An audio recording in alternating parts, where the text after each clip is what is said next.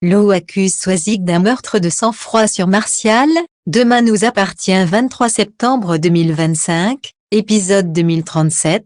Découvrez le résumé détaillé de Demain nous appartient en avance du mardi 23 septembre 2025 avec l'épisode 2037. Lou, Rani Bemuk, dévoile la face cachée de Swazik. Charlie Nunn, au procès, une meurtrière qui a tout planifié. Quels sont les temps forts de l'épisode 2037 de Demain nous appartient en avance du 23 septembre 2025, TF1 Ce qu'il faut retenir François, Emmanuel Moir, est venu voir Swazik au parloir avant le procès, il a tenté de la rassurer sur le fait que tout allait bien se passer. Lou n'hésite pas à faire comprendre aux jurés que Swazik a commis un meurtre de sang-froid.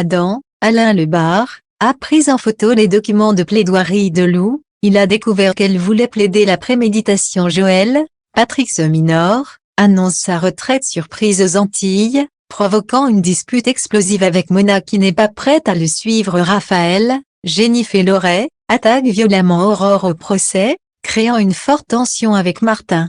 Demain nous appartient en avance, Joël a pris sa décision, et Mona, Swazik a du mal à dormir, elle revit les derniers moments avec Martial dans un rêve perturbant. C'est le jour du procès, elle est submergée par le stress de cette épreuve qui l'attend.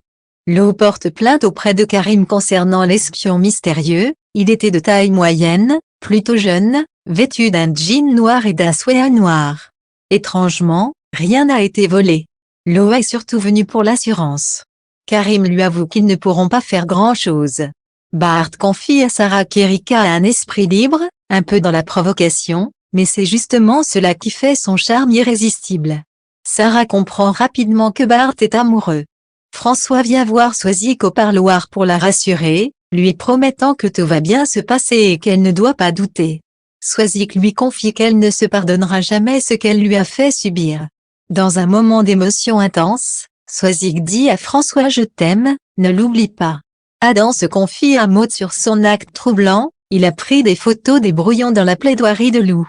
Raphaël débarque à ce moment-là et apprend cette vérité choquante. Adam lui révèle que Lou va plaider la préméditation, ce qui n'est pas vraiment un scoop pour elle. Raphaël lui demande fermement de supprimer ces photos compromettantes. Mona et Joël se disputent violemment à cause du projet de retraite. Mona lui lance qu'il n'a rien à lui imposer. Joël a pris sa retraite, il part vivre aux Antilles. Mona refuse catégoriquement de buller 24h24 à la plage. Bart et Aurore tentent de convaincre Mona que ça peut être bénéfique de prendre sa retraite quand on est encore en forme, pour mieux profiter. Mona ne l'entend pas de cette oreille. Demain nous appartient 23 septembre 2025, Lo contre-attaque. Aurore témoigne au procès car elle a géré cette enquête délicate avec Michael Ferret. Ce drame est un accident, tragique soit-il, plaide Raphaël avec conviction. Bastien se rend à la soirée d'adieu de Lilou, Mélodie et Georges n'osent pas lui dire non ni le contrarier. Erika demande à Marceau d'être sympathique, elle aimerait qu'il boive un verre avec Bart. Erika souhaite vraiment que Marceau fasse un effort. Roxane, Sarah et Nora débarquent au Spoon. Erika les incite chaleureusement à les rejoindre.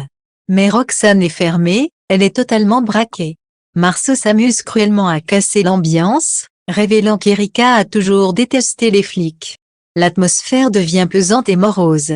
Martin confronte Raphaël avec colère, pourquoi salit-elle ses collègues?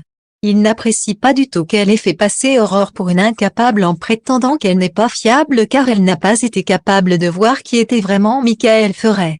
Raphaël demande sèchement à Martin de ne pas se mêler de sa stratégie de défense, elle ne se mêle pas de ses enquêtes. Tension explosive dans le couple. Violette et Bastien rejoignent Lilou pour un pique-nique et leur dernière soirée ensemble avant son départ. Bastien doit impérativement rentrer avant minuit. Le coup de théâtre arrive, Swazik a fait changer ses pneus le lendemain de l'accident pour éviter qu'on puisse faire le lien avec le drame. Lo estime que Swazik a maquillé l'épreuve.